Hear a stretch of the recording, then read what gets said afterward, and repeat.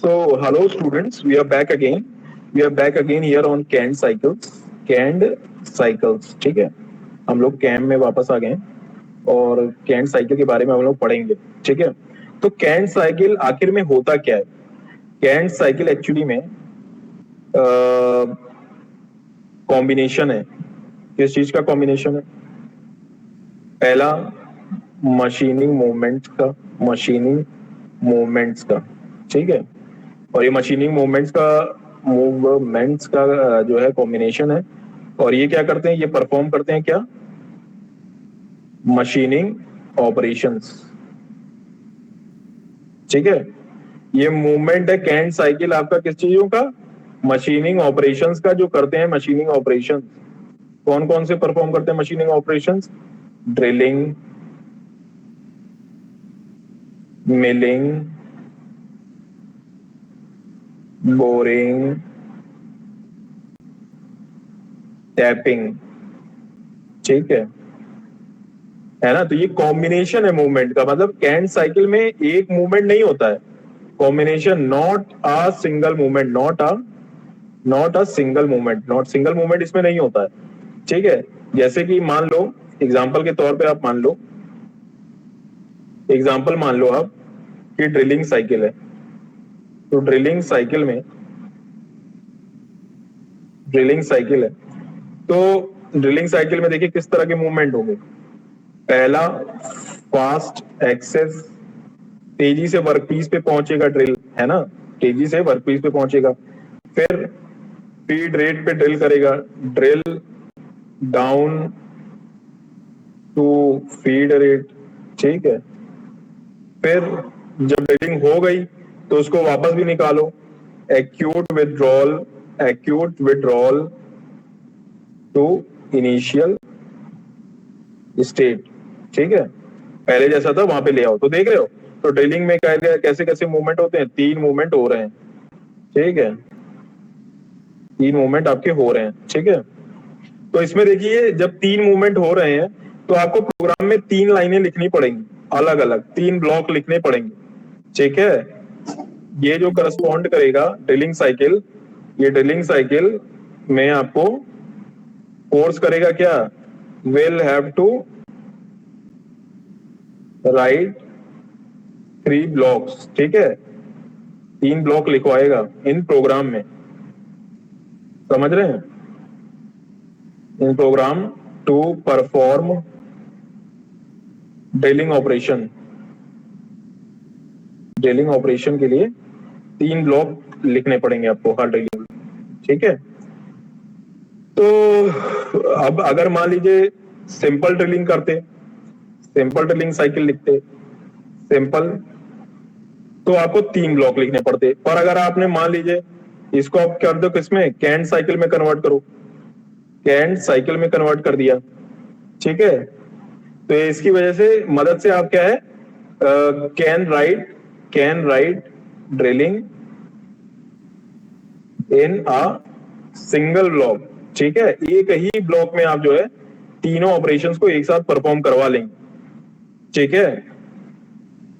एक ही ब्लॉक में आप लोग इसको परफॉर्म करवा लेंगे, ठीक.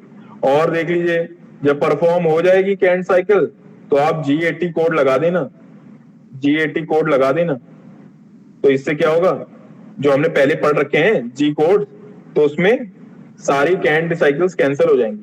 कैंड साइकिल्स जो होंगी, कैंड साइकिल्स गेट्स कैंसल्ड, ये अपना आप ही कैंसिल हो जाएंगे, ठीक है. और ड्रिलिंग के लिए आप लोग को पता ही है कैंड साइकिल फॉर ड्रिलिंग क्या है? फॉर ड्रिलिंग कैंड साइकिल क्या कोड क्या है? G81, okay.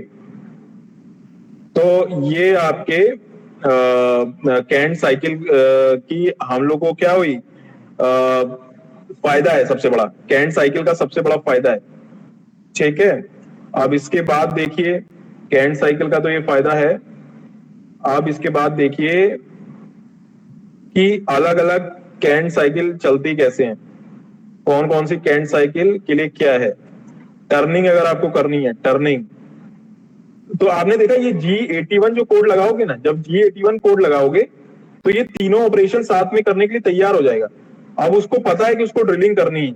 आपकी जो मशीन होगी ना, G81 जैसे ही लगाओगे, ये कोड जैसे ही लगाओगे, आप G81 डालोगे अपने प्रोग्राम में, और जैसे ही आपका इंटरप्रेटर इसको देखेगा तो G81 वो अपने आप तैयार हो जाएगा कि अब मुझको कहीं जाना है, fast access to workpiece, है ना, वो कोऑर्डिनेट्स खोजने लगेगा। वो आपने मेंशन किए होंगे सिंगल ब्लॉक में।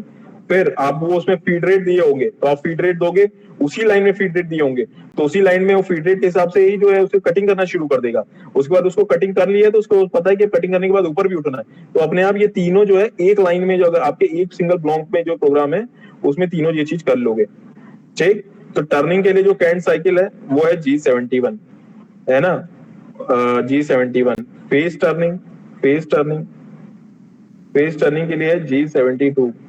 ओके, थ्रेडिंग साइकिल, जो थ्रेडिंग साइकिल है उसके लिए है G76। Pack drilling cycle, pack के लिए, ये जो सारी कैंट साइकिल्स हैं, कैंट साइकिल कोड। तो ये देखिए टर्निंग ऑपरेशन में भी कुछ 2 से 3 ऑपरेशन परफॉर्म होते होंगे तो वो अकेला कैंट साइकिल कर लेगा। थ्रेडिंग साइकिल में भी 1 से 2 ऑपरेशन परफॉर्म होते होंगे तो थ्रेडिंग साइकिल में जो है कैंट साइकिल लगाओगे तो एक बार में हो जाएगा। ठीक है, फिर अगर मान लो आपका पैक ड्रिलिंग साइकिल है, पैक ड्रिलिंग साइकिल, तो उसमें भी अगर आप इसको लगा दोगे तो G83 एक ही कोड से हो जाएगा। आपका मान लीजिए कॉन्टूर, कॉन्टूर पैरेलल साइकिल है, कॉन्टूर पैरेलल साइकिल, तो उसमें भी आप G73 लगाओगे तो एक बार में हो जाएगा। ठीक है, तो ये इन सबको करने से क्या होगा, ये प्रोग्रामिंग के लिए लाइन से कम कर देगा, रिड्यूसेस प्रोग्रामिंग लाइंस रिड्यूस हो गई तो मतलब क्या, आपका पहला तो प्रोसेसिंग में काम, प्रोसेसिंग जो है, प्रोसेसिंग बढ़ जाएगी, प्रोसेसिंग स्पीड जो है वो बढ़ जाएगी।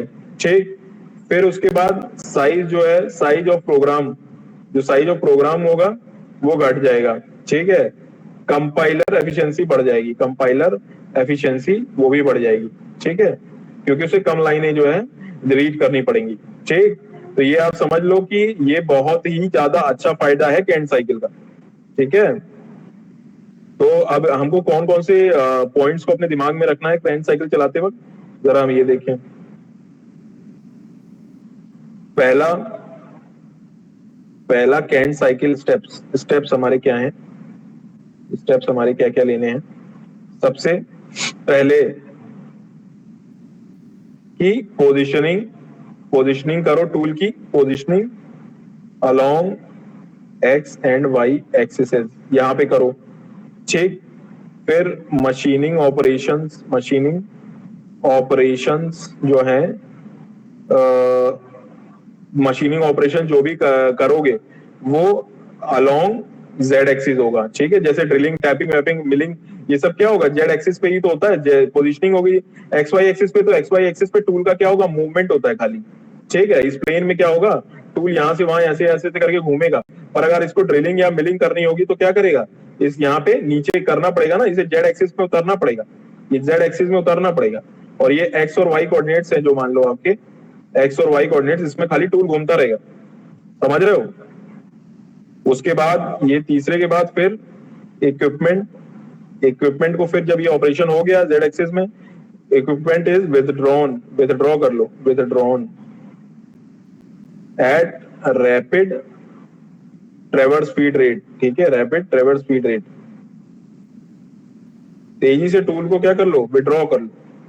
ठीक है, फिर अब मान लो अब इतना कर लिया, अब आपको पता होना चाहिए कि मिसलेनियस कोड फंक्शन, मिसलेनियस, ये सब करने के लिए मिसलेनियस कोड फंक्शन जो है IM03, ये आपको क्या है, रोटेशन के लिए हमेशा इस्तेमाल करना है। रोटेशन, इसकी रोटेशन, रोटेशन ऑफ एक्सेस, यहाँ यहाँ यहाँ मूवमेंट करने के लिए तैयार होना है एक्स वाई में टूल को। ठीक है, तो ये बातें आप जो है ध्यान रख लेना अपने पास। ठीक, अगर मान लो यहाँ पे कोई इंस्ट्रूमेंट का ऑफसेट है, इंस्ट्रूमेंट, इंस्ट्रूमेंट का मान लो ऑफसेट है, ऑफसेट, इंस्ट्रूमेंट ऑफसेट, ये मान लो दिया जाएगा G43, G44 और G49 से आप ऑफसेट दे रहे हो। ठीक है, ये स्पेसिफाई करो कैंट साइकिल में, specified in a canned cycle इसको स्पेसिफाई करो। तो ये जो स्पेसिफाई करोगे तो ये अप्लाई हो जाएगा आर लेवल पे, है ना, applied at R level, R level when positioning, position करते समय आर लेवल पे अप्लाई रहेगा, ठीक है ना। आर मतलब आपका रेफरेंस लेवल, ठीक है, रेफरेंस अप्लाई लेवल, जैसे लास्ट जो भी था कोऑर्डिनेट्स, मतलब इंक्रीमेंटल पोजीशनिंग है या कोऑर्डिनेट सिस्टम वाली बात हो गई यहाँ पे, ठीक है। तो कैंट साइकिल से रिलेटेड जो हमने कोड किए हैं पीछे, वो सारे कोड आपको ध्यान में रखने हैं। कैंट साइकिल से रिलेटेड जो पीछे हमने कोड किए हैं, ये सारे कोड, ये आप जो है देख लीजिए, कैंट साइकिल में एक साथ में एक कोड जो है सारे काम कर दे रहा है। तो इन सब कोड्स को आपको ध्यान में रखना है, ठीक है। जी और एम कोड्स को ये आपको याद कर लें, ये आपके ऑब्जेक्टिव टाइप क्वेश्चन में बहुत आराम से पूछे जाने वाले, ठीक है। तो आपके एक यूनिट से सबसे ज्यादा इन्हीं सब चीजों से पूछा जा सकता है। तो आप देख लीजिए, ये आप कर लीजिए, ठीक है, कि आप ये सारी चीजें क्या करिए, कर लीजिए। कैंट साइकिल से रिलेटेड हमने अभी अभी कवर कर लिया, ठीक है। अब हम लोग को इसके साथ ही साथ अब कैंट साइकिल हुआ, तो हम लोग प्रोग्रामिंग में बढ़ते हैं। प्रोग्रामिंग जो है किस तरह से होती है, programming of CNC machine tools, ठीक है। प्रोग्रामिंग किस तरह से होती है ये पहली बात तो प्रोग्रामिंग क्या है, प्रोग्रामिंग है सेट ऑफ इंस्ट्रक्शंस, पहले इसके बारे में समझ लीजिए। Programming is set of instructions, ये क्या करेगा, ये ड्राइव करेगा, ड्राइव्स सीएनसी मशीन टूल, ठीक है। तो अगर मान लीजिए, अगर थोड़े बहुत कॉम्प्लेक्सिटीज रिटेन कैसे होगा, रिटेन मैनुअली, हाथों से अपने आप से लिखोगे, ठीक है, इन 2D में। और तो अब देख लीजिए, जैसे जैसे कॉम्प्लेक्सिटी बढ़ेगी प्रोग्रामिंग की, ठीक है, जैसे जैसे कॉम्प्लेक्सिटी क्या होगी, बढ़ती चली जाएगी, तो ये आपका क्या होगा, आपको और ज्यादा अपनी टेक्निक्स को क्या करना पड़ेगा, टेक्निक्स इन प्रोग्रामिंग क्या करना पड़ेगा, वो आपको क्या करना पड़ेगा, बढ़ाना पड़ेगा ना, है ना। और ये कहाँ पे, 3 एक्सिस में, चाहे आपका 4 एक्सिस हो, चाहे आपका 5 एक्सिस हो, ठीक है। इन अलग अलग जगहों में ये आपको बढ़ाना पड़ेगा, ठीक। तो इसमें देखिए 3 तरह की टेक्निक्स जो है, इसमें 3 तरह की टेक्निक्स जो है इस्तेमाल में लाई गई हैं। पहला, मैनुअल सीएनसी प्रोग्राम कर लो, मैनुअल सीएनसी प्रोग्रामिंग, या फिर दूसरा प्रोग्रामिंग यूजिंग कैम सॉफ्टवेयर, आप यूजिंग कैम सॉफ्टवेयर, और कैम सॉफ्टवेयर से प्रोग्रामिंग कर लो, ठीक है। कैड कैम बेस्ड सिस्टम्स जो हैं उसके रिलेशन में, कैड कैम सिस्टम्स, ओके। तो ये जो मैनुअल प्रोग्रामिंग होती है, ये जो मैनुअल प्रोग्रामिंग होगी, ये आपकी किस तरह की होगी, ये सिंपल वर्क पीसेस के लिए होगी, सिंपल वर्क पीसेस, ठीक है, जिसमें कुछ ही लाइनें लिखनी होगी प्रोग्राम की, है ना। अगर ये जो कैम कैड सिस्टम है, इसमें कॉम्प्लेक्स प्रोग्रामिंग होगी, कॉम्प्लेक्स प्रोग्रामिंग, ठीक है ना। तो ये आपकी प्रोग्रामिंग से रिलेटेड बात। अब मान लीजिए आपको मैनुअल पार्ट प्रोग्रामिंग देखनी है, मैनुअल पार्ट प्रोग्रामिंग का पहला जो इसका पार्ट है वो है manual part programme. Manual part programming हम लोग सही से करेंगे, क्योंकि मैनुअल पार्ट प्रोग्रामिंग आपके कोर्स में है एक्चुअली, ठीक है। एपीटी इसे जो है देखते हैं।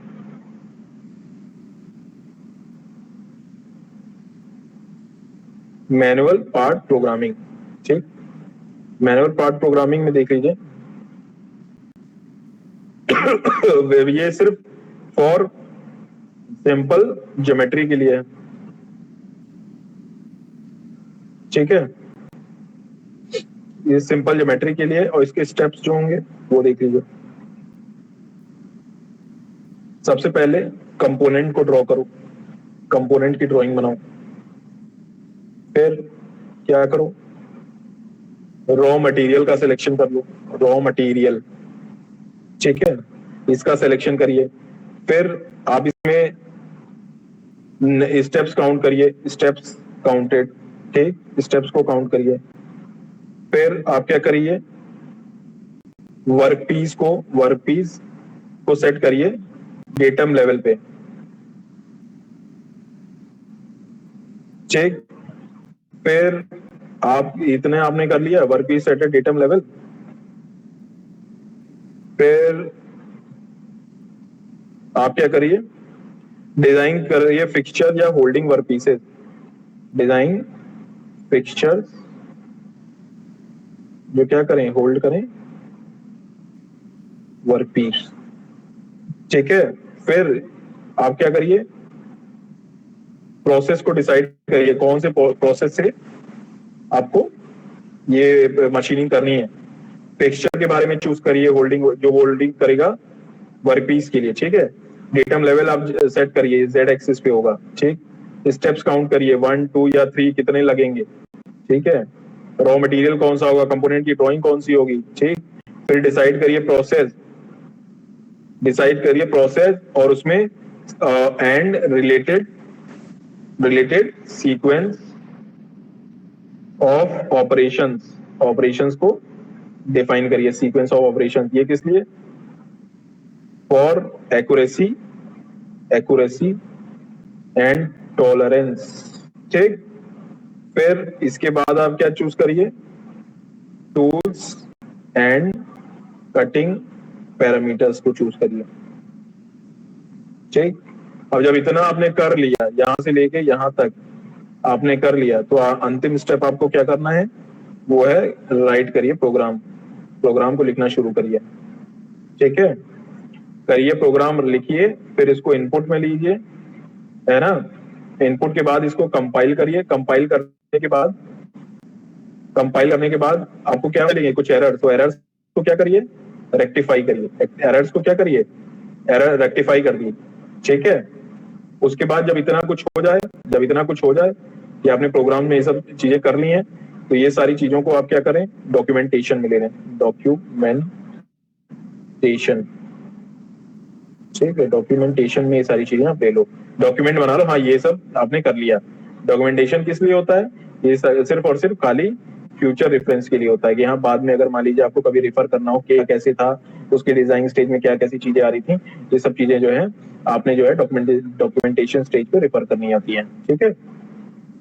तो देखिए इसमें प्रोग्राम में क्या होगा, प्रोग्राम में एनसी प्रोग्राम जो आपका है, प्रोग्राम में क्या होते हैं, ब्लॉक्स होते हैं, ब्लॉक्स।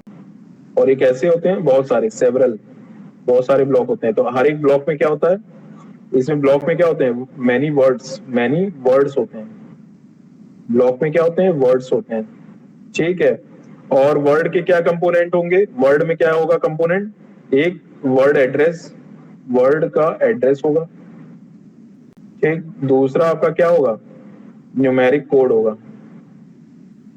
वर्ड का एड्रेस होगा और दूसरा आपका न्यूमेरिक कोड होगा, है ना। जो किस तरह की ऑपरेशन, किस तरह की जो है इंफॉर्मेशन दे रहा होगा, वर्ड देखिए आपकी किस तरह के ऑपरेशन दे रहे होंगे। जैसे मान लीजिए आपका NGXYZABCFSGM है, ऐसे करके। तो इसमें देखिए इनसे रिलेटेड जो वर्ड्स हैं उनके बारे में देखिए क्या क्या ऑपरेशन दे रहा होगा। एन जो है सीक्वेंस देगा, sequence number of instructions. G preparatory function देगा, ठीक। और एक्स वाई जेड और ए बी सी ये क्या देगा, कोऑर्डिनेट एंड एंगुलर डेटा, ठीक है, ये देगा। एफ, ये वर्ड आपको पता होने चाहिए, ये आप याद रख लीजिए, ये आपकी प्रोग्रामिंग में बहुत प्रमुखता से इस्तेमाल होगा। एफ जो है आपका फीड रेट बताएगा, ठीक। एस जो है आपकी स्पिंडल स्पीड बताएगी, स्पिंडल स्पीड के बारे में बताएगा, ठीक है। टी आपका क्या होगा, टूल कोड के बारे में बताएगा, ठीक है। और एम जो है आपका वो क्या करेगा, मिसलेनियस फंक्शंस बताएगा, मिसलेनियस फंक्शन, ठीक है, इन सब के बारे में बता रहा होगा। तो ये सारे वर्ड जो हैं आप लोग पहले से ही याद कर लीजिएगा, ठीक है।